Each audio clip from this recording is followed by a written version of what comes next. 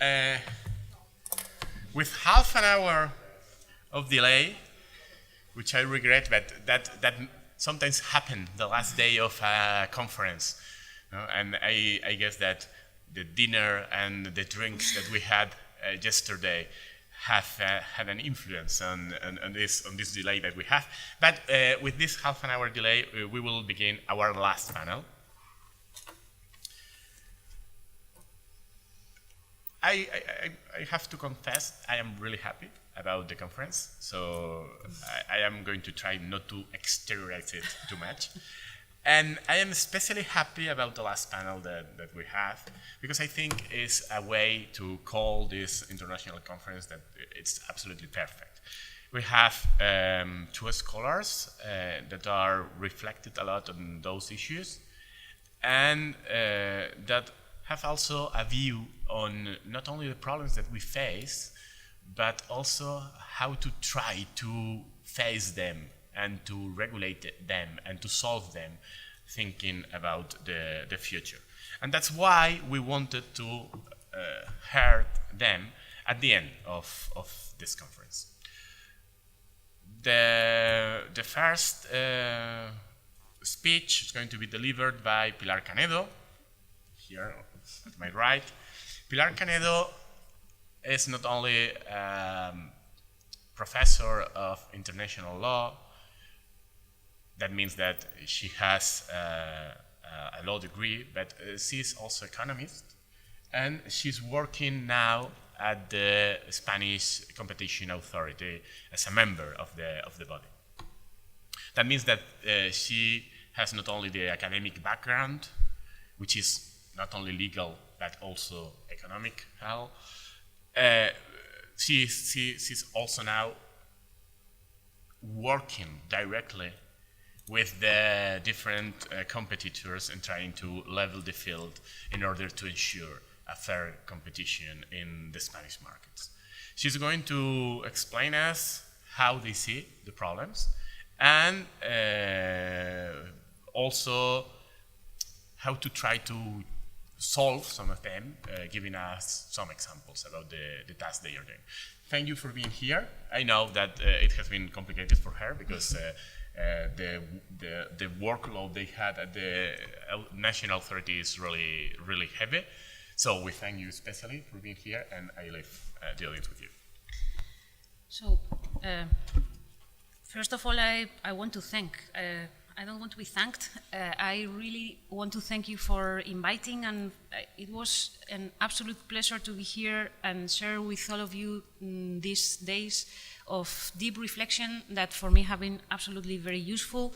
I go back to deep thinking instead of just enforcing and applying, and it's very healthy, I think. I'm going to give you my personal view of this big question that I was asked by Andres, which is technologic development and legal and institutional reaction to change. And then, if this is not big enough, the next question I have is who has to lead this change and through which means? So that's so easy that I think that I'm going to finish like in 1 or 2 minutes. What's technologic change? We have been dealing with all those things these days, and I've just included some pictures in the slides in order for us to rethink all those deep things that we have been discussing about these days. But we are talking about the internet, and we are talking about our cell phones and the access that all those things give us to many different services and products and different ways of receiving those services and products, and the connection, the global connection that all those technologies imply, and the down in the level of asymmetry in information. And then we have all those problems that have been created through these new opportunities, because as far as I see it, we are talking about something that changes for the good. So the first thing I want to underline is that my feeling, my view, is that we are experiencing a very relevant change, but that this change is making our life easier, and it's making the life of citizens easier, and it's increasing welfare. And this is something that I think we need to keep in mind when we reflect about the different decisions that we need to take. Also because we have been seeing that these kind of changes affect every aspect of our life. We are talking about competition. When we are talking about competition, and because we are talking about competition, we tend to focus just in the most commercial issues and the most commercial side or business. We have many different things that that change our life, and we have transport, and we have tourism, and we have lots of things dealing with industry, and we have been discussing about specific sectors in industry and logistics and car changing, and so all those things that have kind of commercial matter. I mean, the most relevant implication of those changes is commercial or commercially related, at least.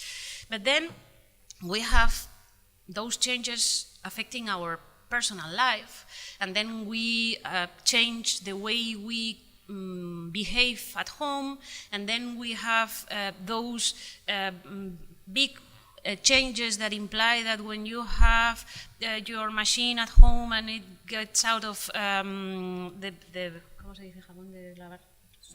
the soap, yeah, it gets to the company, and the company sends the best soap for you because they take the decision on your behalf, and because it's time consuming, you have a robot that takes the soap and take it to the place where it has to be. So of course, this has commercial implications for the companies, but it doesn't have commercial implications for ourselves, because someone is taking personal decisions on our behalf, and then we go to health, and when we go to health, those decisions are much more relevant, even much more relevant. It's not just time consuming, it's our health that would be better taken care because of all those changes in technology. So we are talking about many different things that imply a real change in our life, like if we choose the soap, I mean, I don't care about the soap very much, but you need to take many other decisions in your life that are much more relevant, and then you have those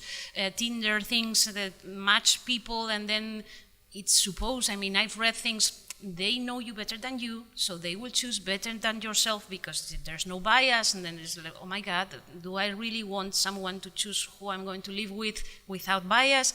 I don't know, but this has personal implications, very deep personal implications, and those toys that talk to your children, and you are in contact with the children, so you listen to the conversation with the toy, so you are aware of the problems that the children is having, and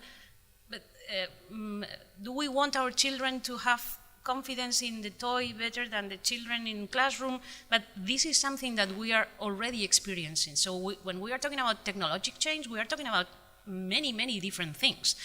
Many, many different things that can be very, very positive, as this example I found in the internet, that's critical decision making with all available data by the police. So when there are different types of crime, with all the data that are inserted in the different databases that they use, there's in Manchester a reduction on 28% of the crime rate because of the use of those technologies. So, and that's wonderful, because they use very quick, a huge amount of data that help them solve cases, but those data that they are using are data that we don't know how they obtained, and we don't know if they are obtaining data of ourselves. So we are talking about many different things, and I was quite shocked about this one. There's a software in the States that deals with predict recidivism. So it seems that it's quite easy to predict, taking into account different features of the personality of a person, taking into account many different things, if we can predict recidivism. So we can decide, I mean, the discussion is whether it is reasonable or not to decide if the time in prison needs to be longer or shorter depending on those features of personality.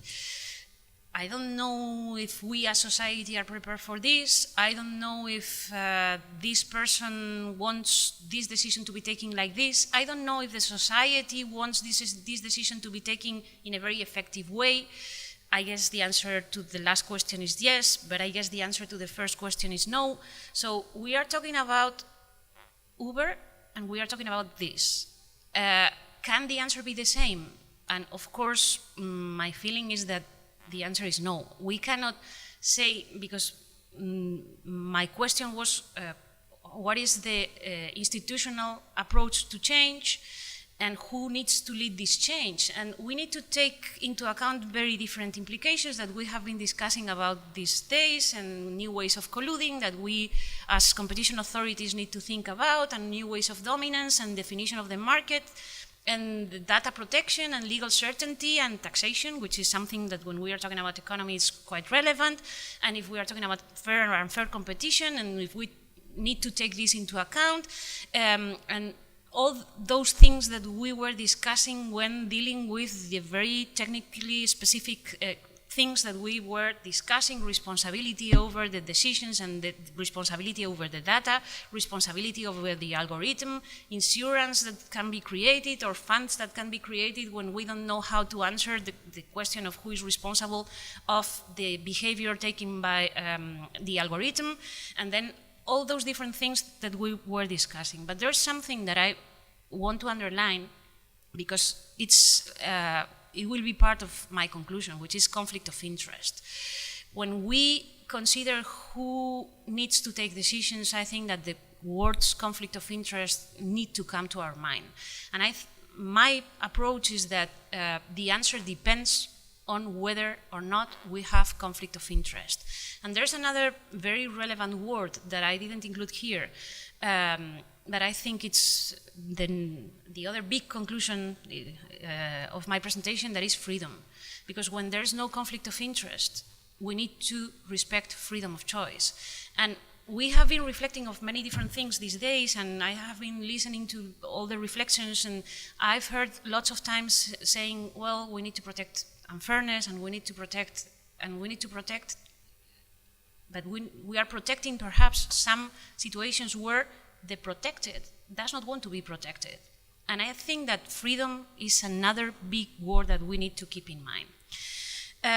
Because of all those things, very positive implications in our lives. Bigger choice, lower prices, sustainable development, that is something that we don't talk about very frequently.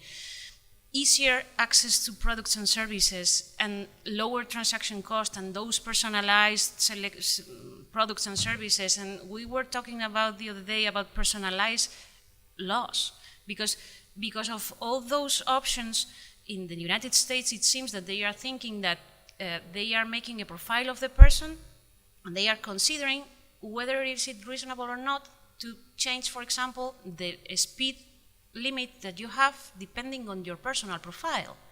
So if you are a person that is very keen of taking risks, you are more dangerous, and then we need to protect as society against this profile in a different way as we protect ourselves to a person that is like very conservative in their behavior.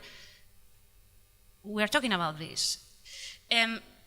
We are talking about something that I think is also very relevant when we deal with all those changes, with this thing that I call democratization in the access of products.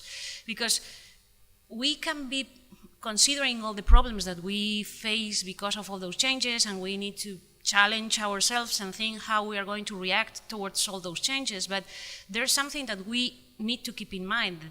Because of those changes, many more people are able to access to products and services. If we wouldn't have those changes, we would continue to have an elite of people being able to fly in a plane. I always see myself traveling from Bilbao to Madrid when I was doing my PhD in a bus.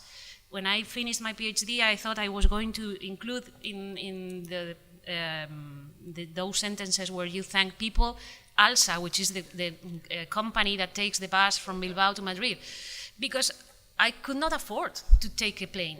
And now our students, 18 years old, they go to Bali on holiday. So, and our students are not so relevant, but lots of people have access to education because of new technologies. Lots of people have access to health because of new technology. So we are talking about many different things that we need to take into account, together with all those challenges that we need to face in order to respect non-discrimination. But there are lots of very positive things that we obtain out of these changes. And then we go back to the question. Taking all those things into account, technologic development and institutional reaction to change. What is the institutional reaction to change? And I thought of the evolution of the reaction, and this is my first slide, because the first reaction to change of the institution is contained there. There's no reaction to change. I mean, when the institutions realize that they need to react, the reality was already there for too long. And I think that this is something very relevant that we need to take into account, because everyone considers that the law needs to go behind. You cannot foresee the reality and change the law, and because then the reality can change in a different direction. So I think that the law needs to go beyond the society, and we need to see the situation and then react. I think we need reaction, but we need flexible and quick reaction. And then, perhaps continuing with this evolution, we have this first reaction of institutions when we were talking about sharing economy. And at least from the Spanish perspective, what I saw, what I could feel is that there was a kind of romantic reaction towards sharing economy, because it was a kind of, okay, we go back to the principles, we will avoid capitalism because we are going to share products, and we will avoid money. But of course, this was not true in the moment when those reflections were being done. Perhaps at the very beginning, of course, you can read lots of papers saying we always had sharing economy, the change is implied by technology when it made it so accessible to many people, and those customs transaction and the transparency and the access that implies technology. But anyway, we are not talking about a romantic approach to nothing. We are talking about a new way of exchanging goods and services. We are talking about a new way of paying services.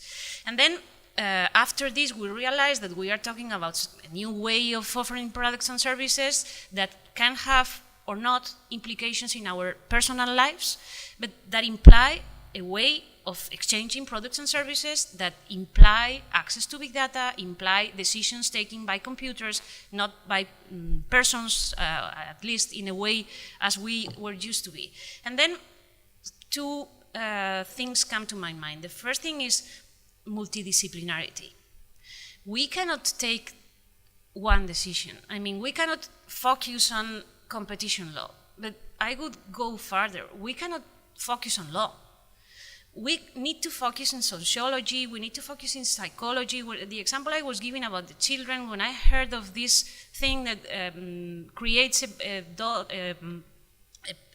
that the girl plays with, and a small thing, and a toy, and interacts with the toy, this implies a personal development, a different way of developing the personality of the children. So I think that, of course, we need to take this into account, and we need to take into account that the answer given by the legal world and the answer given by the institutions cannot be the same when we are talking about Uber or when we are talking about an app that decides about recidivism, or when we are talking about an app that decides about our healthcare.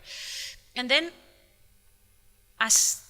from the institutional perspective, we have a bit of a chaos, because we are asked to give one answer, and my perspective is that it is not possible to give one answer.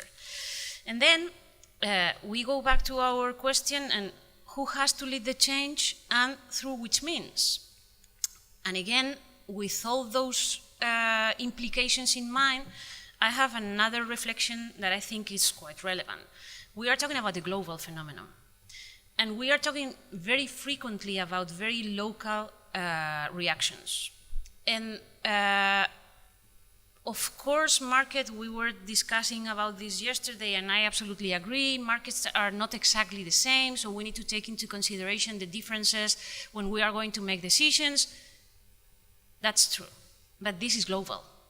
And we cannot give answers for our local market or society without taking into account the answers that are given in different jurisdictions, because if you do this, you are having a very narrow perspective and perhaps a perspective that leads to a decision that is not effective at all. And this is something, again, that I think that we should have to take into consideration. And then, with all those things in mind, this would be the beginning of my answer. How are we going to solve this? Not with only just one channel of answer. We need to take into consideration, we need to put together a group of different channels of answers and decide which one is the best, depending on the specific case, depending on the groups of cases, and there we have civil society. What are we considering? I mean, what do we mean by civil society? We have two contradictory groups of interest, which are companies and citizens. And then we need to give them the possibility to regulate the reality if this is possible. And then we will see when or this is possible or not. But auto-regulation, self-regulation by companies can be a very efficient answer in certain cases. Of course, not in every case. And then we go back to this principle that I wanted to underline since the beginning, which is conflict of interest. When there's no conflict of interest, self-regulation, from my perspective, is the best way, perhaps. But there are many, many cases where the interest of the company goes against the interest of the citizen. And then I was in a conference last week, and it was quite funny because there was a woman working for a financial entity, and when I said, well, you have conflict of interest, you need to take this into consideration. It is so easy for companies to convince us that their interest is our interest, that we as citizens need protection. I mean, the administration needs to protect consumers when they don't have the means to realize that they are abusing of their interest, or they are directing them into an objective that is not good for them, is good for the companies. And the answer of the woman was, well, what's the interest of a company to go against the interest of the citizen? In the medium term, the market is like, oh my God, what are we talking about? We are talking about cartels. Is this good for citizens? Of course not. The interest of the company is earning money. So we need to be aware of this. We cannot believe this like naive answer, the medium term changes everything, because my personal perspective is that medium term changed some things and not others. And then we have the administration. And the administration takes action. I mean, in one of those pictures that I included at the beginning, we have those sharing bikes that I think that you used yesterday, and the administration, I guess, is offering this service to the public, so they are using different options, and that's interesting. But then the administration create pieces of legislation. And in those cases where the conflict of interest is clear and there's a failure in the market, the administration needs to create rules that protect those rights that are higher in relevance to those, I mean, compared to those of the companies, of the reasonable will of the companies to earn money. And then we have competition authorities. What is the role of a competition authority? And then in the role of competition authorities, we have enforcement. And we need to rethink enforcement, as we have been discussing all those days, taking into consideration this situation that is so different and so complex. And my perspective is that in the measure of possible, using the tools that we already have, because we have lots of problems that are different just in dimension. And then some of the tools are useful, and in other cases, of course, we need to rethink those. And then we have advocacy, and then we have courts.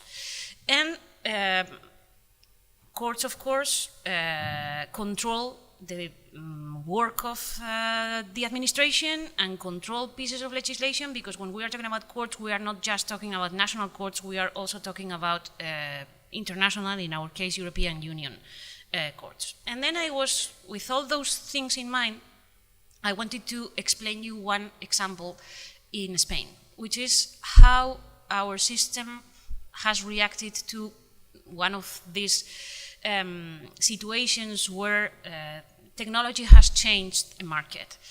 And with this, we will go back to the same slide and reflect, is this working well or not? And then we have tourism, and we have the traditional hotels, and we have those people like sharing houses through mirrors in the streets. And then with this situation, we have this, which is a national Spanish rule, which is a local rule, national, that governs the hiring of houses, like in the ordinary market. But then we had Airbnb and everything that comes together with Airbnb, because we talk about Airbnb as this different method of offering services in the market that comes together with lots of different things. And then we have an increase in tourism, not just because of this, because of many different political implications of our neighboring countries, because of different reasons, and because of the access of lots of people to tourism. The fact is that we increase tourism in Spain, as you can see in the slide, in high numbers. And then we have a reaction of the civil society, which is tourism kills the city, that's massification of tourism, tourists go home, and then we need to do something. And what the Spanish government decided, to take these ways of hiring houses out of the ordinary way of hiring houses. So if you want to hire a house for yourself for living there 1 year, you go to the general. But if you are staying 3 days, for example, then this is considered tourism, and then this is out of the ordinary legal system. So reaction of the Spanish government. But there's a fact that is perhaps quite special in Spain, that is decentralization. Because tourism is a decentralized competition.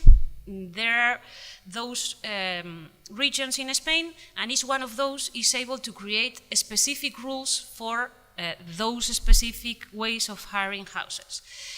But then we go a step further, because when we are talking about urbanism, those rules that govern the planning of the city, those that have jurisdiction are the municipalities. And then we have, as you can see, a huge number of actors, administrative actors, that can decide in this field.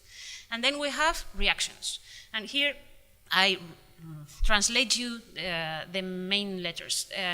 The hotel owners foresee a chaos in 4 years because of this new approach to tourism. The hotel owners in Madrid propose the prohibition of Airbnb. And then some of the municipalities, they say, okay, we will not accept those owners of houses to make the hires for a certain time until we take the decision, the final decision of how we are going to do these kind of things. And then we have externalities, because of this change, the price in hiring houses has increased, as you will see in the line, in a very relevant way. Is because of this? I don't know. I mean, what is written in the paper, in the newspaper, is yes, this is the reason. We should have to consider other things, but anyway.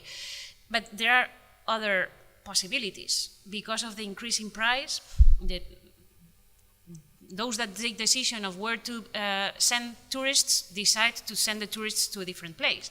As you know, Spain is a country that lives, I mean, the relevance in economy of tourism is very high. But then we have here the decision taken by citizens, and the orange line is the tourist that chose to go to alternative options, and the blue one is the traditional option. And here you have the increase in using of Airbnb, and here you have a decision taken of 45,000 people during a specific period because of a World Congress in Barcelona that decided to use the alternative way. And then what is the reaction of all those actors? Of course, I am not going to tell you exactly which one of those, but we have the regions and we have the municipalities, and we have an incredible imagination in order to restrict the access to the alternative way of using houses. Creation of a license, of a register, zonification, you cannot come here, you need to go there, limiting the number of houses in each building, limiting of hiring of individual rooms, and then every kind of requirement that are, in some cases, quite funny. I included here some of those, but Madrid decided to determine the number of hangars that you need to have in your house if you want to hire. Together with this, lots of many different things. This is the reaction of the administrations, different administrations, to this situation. And then, this is for for yesterday. It says that 12 European cities has come together in order to fight this alternative way. Then you read this, Paris, Barcelona, Madrid, you read the news and it seems that the mayors of those cities came together in order to go to the Commission and try to convince the European Commission to take a decision so it's not exactly, but you know. And then, what is the role of competition authorities? I show you here what was done by the Spanish Competition Authority, and there was a general study, which is one tool, and then specific reports. But then, after this, there was a decision taken of challenging before the courts those local pieces of legislation that prohibited the use or created entry barriers for the use of those alternative ways. And here you have the list that we have up to now. And then we have another way of reacting by the administration, which is the tax and revenue legislation that has been created very recently, that in this way of using the economic actors to help the administration in something that is creating a benefit for them and also for the citizens, imposes obligations to the platforms to give information that should have been taken by the administration, but to give information to the administration in order for the users and the owners to pay taxes.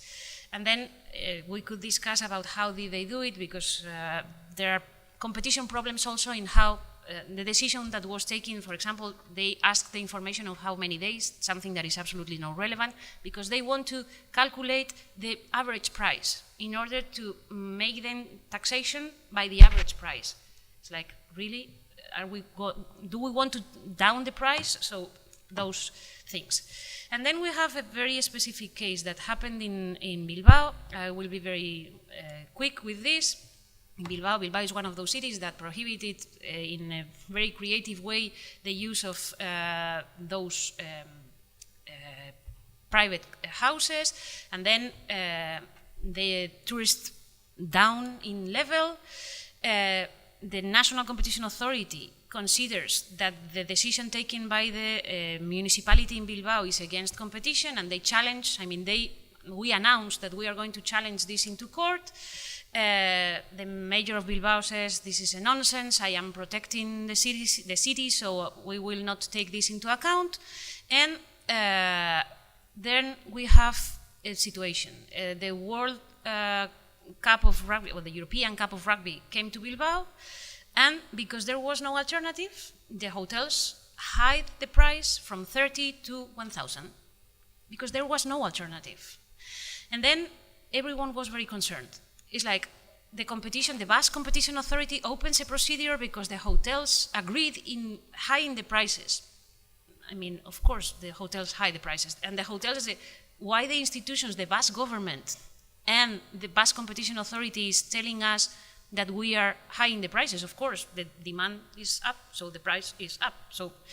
But then, there's the funny thing I find is that the owners of the houses say that the problem was created by the mayor, but because the mayor created the oligopoly. And then the most funny thing is this, because after this, it happened that another thing was going to happen in Bilbao, and then the hotel owners said this thing that you don't understand, but I tell you. The hotels of Bilbao will high prices, but not so much, which is something I find quite stupid. Anyway, last week, the president of the competition authority in Spain announced that the competition authority is going to create a group with the regions in order to create like a general rule for those alternative ways of housing. And because I was saying that I am pronouncing my personal view and not the one of the institution, I wonder if a competition authority needs to create rules for the alternatives. But this is something that I just say. And then I am going closer to the end. We go back to my answer. When we are talking about a case like the one I explained, the tourism and the alternatives to hotels, civil society has a very relevant role to play.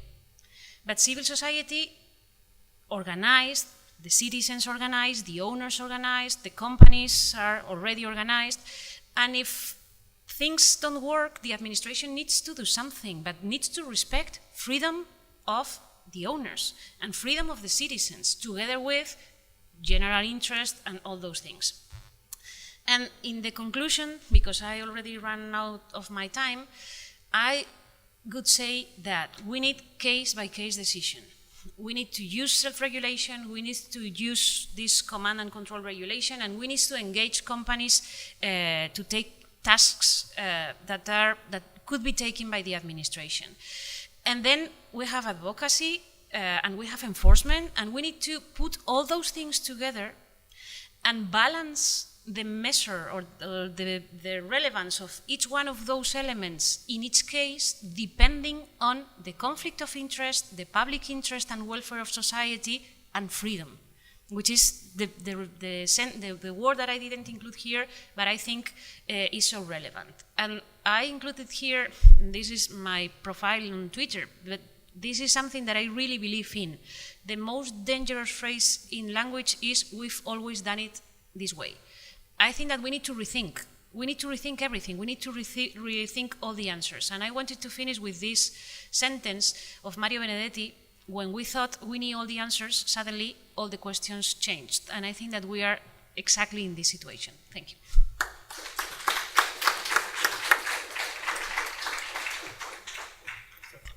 Thank you very much.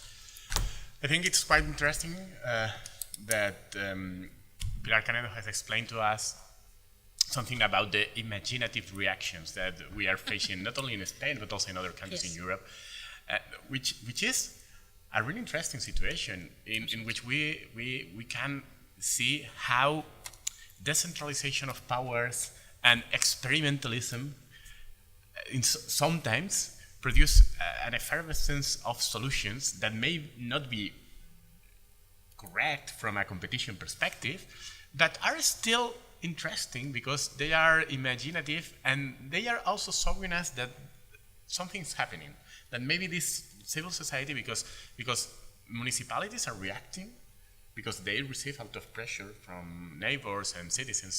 So there's also an indication that something's happening, which is also interesting. But I would have some questions, but like always, we prefer that it's the audience, it's the right to the audience to be first. Victoria?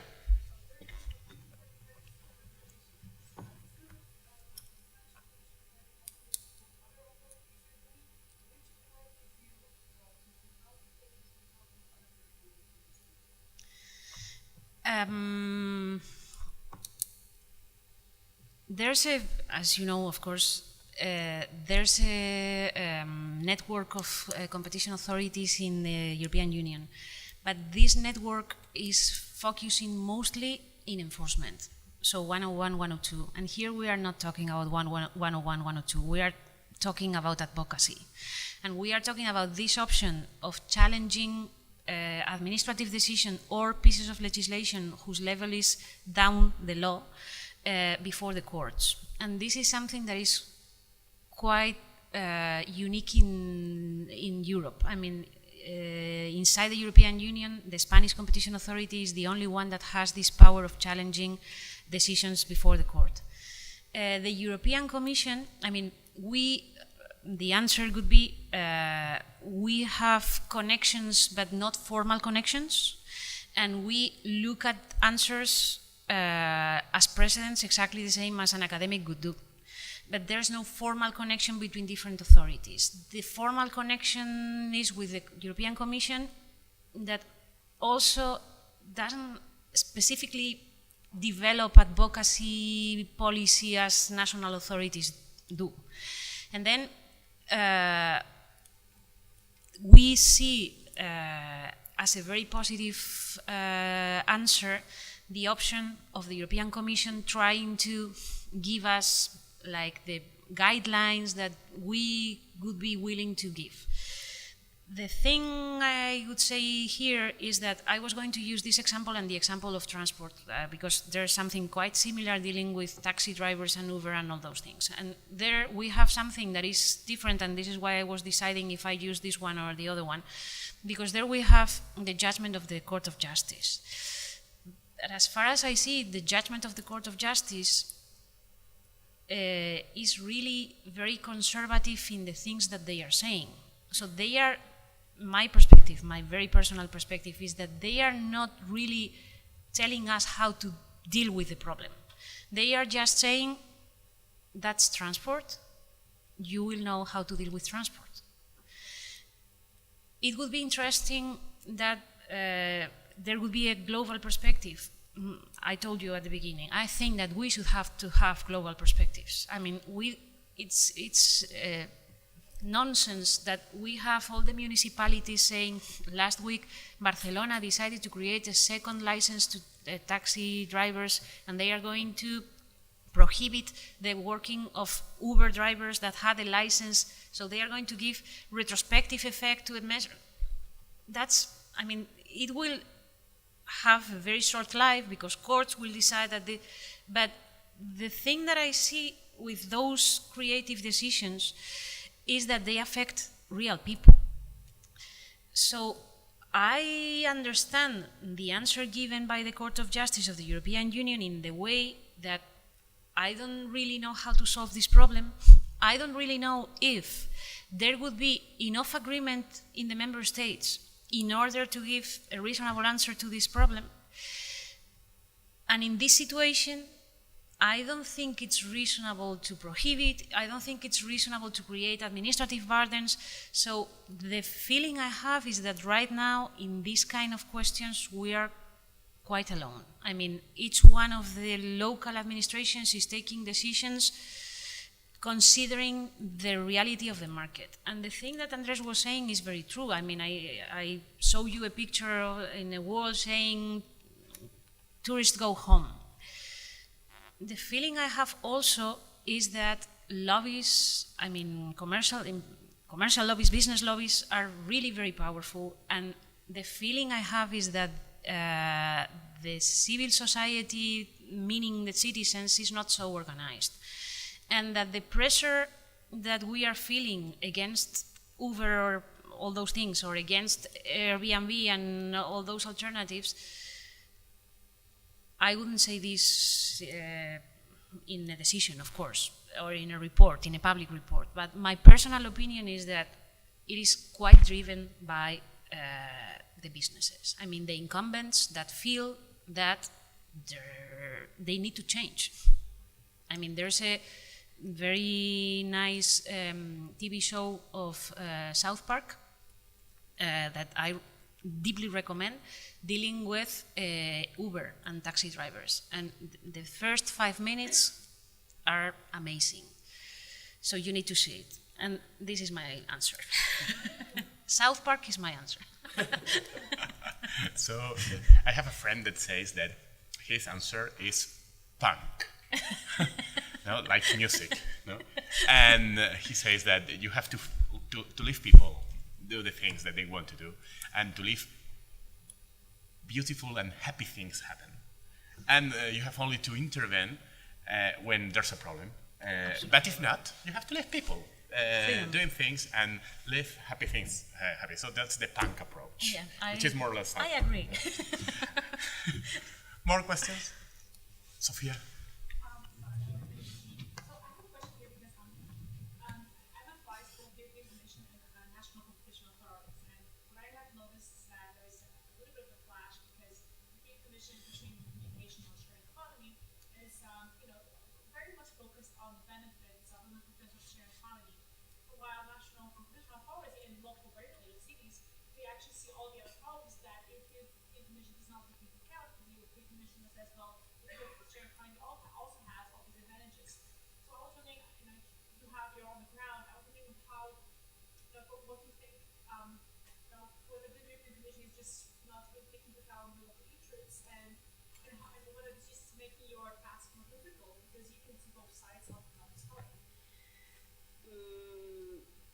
I think that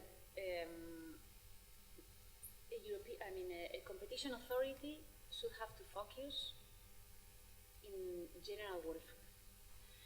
And I think that general welfare is increased by the use of alternatives. And I think, the only point where I would not agree with you is the point where national authorities are underlying the problems created by the alternatives, because I don't think that, in my personal perspective, I was member of the, chair of the Basque Competition Authority and now member of the National Competition Authority. I don't think that, I think that our role is to make citizens realize of the huge benefits that they receive when they have this situation. And the administration, as such, should have to give alternative answers to the problems that these kind of situations create, because I understand that there's noise, for example. We had a situation in the, sorry. Otherwise I don't see her. And like this, they don't see me. We had a situation with bars in the in Bilbao, in fact, when I was in the Basque Competition Authority. And the municipality of Bilbao decided to create a zonification, so they prohibited the opening of bars in certain places of the city because of environmental reasons. Why do they use environment? Because the only exception that is allowed by the directive is environment. And then you imagine, okay, I think they mean noise. But they mean noise, but they permit the operation of all the bars that are already there. No change in the operation of the bars that are creating the noise that supposedly created the problems for the neighbors. Then they are not giving an effective answer to the problem that has been created. And with the punk answer proposed by Andres, I would translate it into necessity, proportionality. And then my perspective is, if there's no need, let the market work. But I agree with you. I was just like, asking this because, for example, now we see that in Germany and the Netherlands, there has been a lot of lobbying. I know also in Brussels, like with the regulation that you just mentioned, it is something very similar in Brussels as well. And I know that this is actually very often the result of lobbying from hotels, because empirically speaking, in Amsterdam they always say that the real estate has gone up for everything. That's not true. It has been covered, it has gone up. absolutely. Because there's a lot of demand. But everything is only like, 10% of the amount of tourism, so there are just not enough empirical studies on that. There are no empirical studies, and my perspective is that they are not, they are trying to hide the positive externalities created by these alternatives, because they are saying the price of the property is going high. Well, the price of the property can be going high. We need to make an empirical analysis of this. But they are also trying to renown places, areas in different cities where no one wanted to live because they are in the center, because they were like not comfortable enough, but very good for tourists. So the owners of those houses are receiving an income. So I think that the lobby is trying to hide the positive externalities and trying to underline and create negative externalities. And I think that they invent negative externalities. And of course, there are things that we need to take into account. One of those, housing for young people, of course. But there are so many alternative options because you have the principle of necessity, but then you have the principle of proportionality. So it is needed to act. I agree, we act. But what do? We go for the option that creates a lower burden for competition and a lower burden for the freedom of the people and for the freedom of the owners and for the freedom of the users. And they are saying, no, we prohibit. This is not the best alternative. There are many other alternatives. If you want to promote housing for young people, you can create public housing or subsidized housing, or there are many other options that we are not studying because we prefer to say if you want to hire your house, you need to have an independent door from the street. Who has an independent door from the street in order to enter in an ordinary house? No one, so you cannot open your house. And then they opt for prohibition instead of being creative in the positive way of protecting freedom and welfare.